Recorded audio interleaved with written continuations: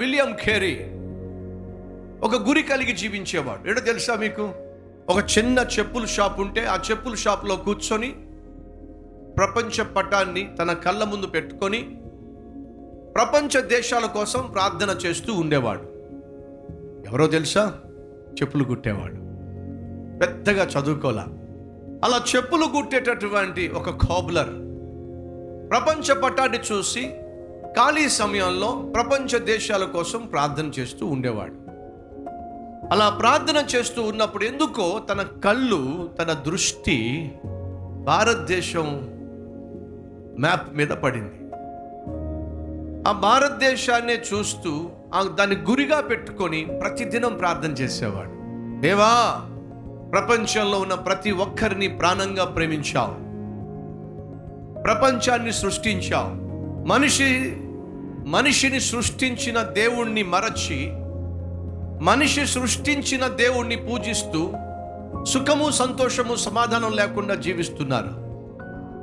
మనిషిని సృష్టించిన నిన్ను మనిషి ఆరాధిస్తే ఎంత బాగుంటుంది, నిన్ను కనుగొంటే ఎంత బాగుంటుంది అని చెప్పి భారంతో ప్రార్థన చేసేవాడు. అలా ప్రార్థన చేయగా ఒకరోజు మిషన్ బోర్డ్ దగ్గరకు వెళ్ళి, యేసుక్రీస్తు ప్రపంచంలో ఉన్న ప్రతి ఒక్కరిని ప్రేమిస్తున్న దేవుడు, అందరినీ ప్రాణంగా ప్రేమించాడు కాబట్టి అందరి కొరకు ప్రాణం పెట్టాడు. దేవుడు లోకమును ఎంతో ప్రేమించాడు, కాగా తన కుమారుణ్ణి లోకానికి బహుమానంగా పంపించాడు. ఆ ప్రభు ఈ లోకంలో ఉన్న ప్రతి మనిషిని ప్రేమించాడు. ఆ మనిషి చేసిన తప్పుల వల్ల, పాపిష్టి పనుల వల్ల ఖచ్చితంగా శిక్ష ఉంది. దొంగతనం చేస్తే దానికి శిక్ష పడుతుంది దొరికినప్పుడు. ఒక అమ్మాయిని ఏడిపిస్తే దానికి శిక్ష ఉంది దొరికినప్పుడు. ఒక జీవితాన్ని మోసం చేస్తే శిక్ష ఉంది దొరికినప్పుడు.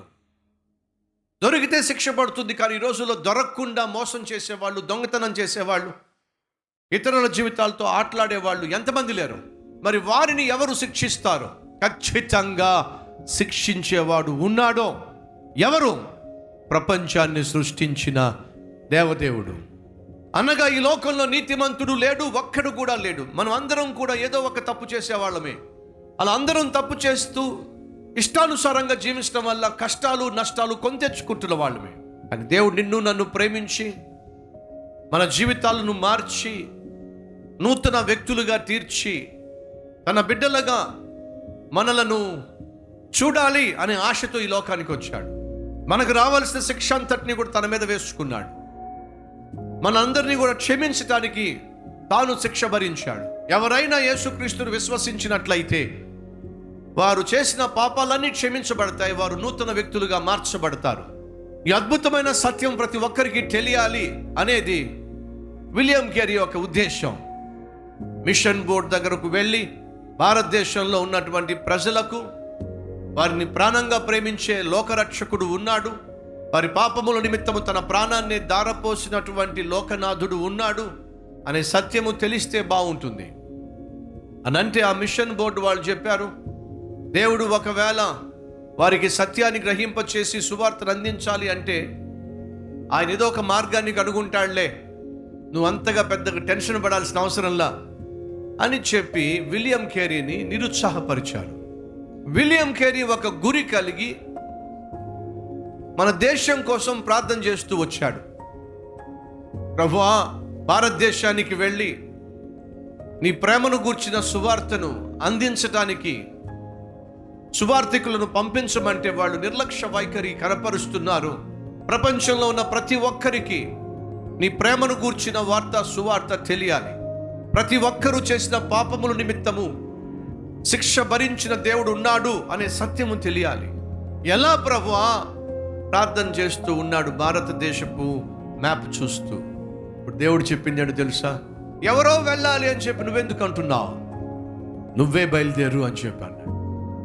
నేను బయలుదేరటం ఏమిటి ప్రభువా? నాకు పెద్దగా చదువు రాదే, నేను చెప్పులు కుట్టుకునేవాడినే, నేను వెళ్ళి ఏం చేస్తాను? నాకు కావాల్సింది చదువు కాదు, నీ టాలెంట్స్ కాదు, నీ ఎబిలిటీస్ కాదు, నాకు కావాల్సింది నీ అవైలబిలిటీ.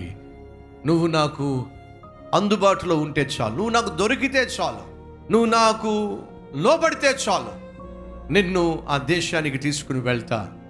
ఒక కోబులర్, ఒక చెప్పులు కుట్టుకునేవాడు. ఒక గురి కలిగి ప్రార్థన చేసినప్పుడు దేవుడు ఆ గురికి తననే జవాబుగా మార్చాడు. వెళ్ళు, భారతదేశానికి వచ్చాడు. తన డైరీలో రాసుకున్న మాట ఏంటో తెలుసా? దేవుని కొరకు గొప్ప కార్యములు తలపెట్టు. ఇంగ్లీష్లో చాలా అద్భుతంగా ఉంటుంది. Expect great things from God, attempt great things for God. దేవుని దగ్గర నుంచి శ్రేష్టమైన గొప్ప కార్యాలు ఆశించు.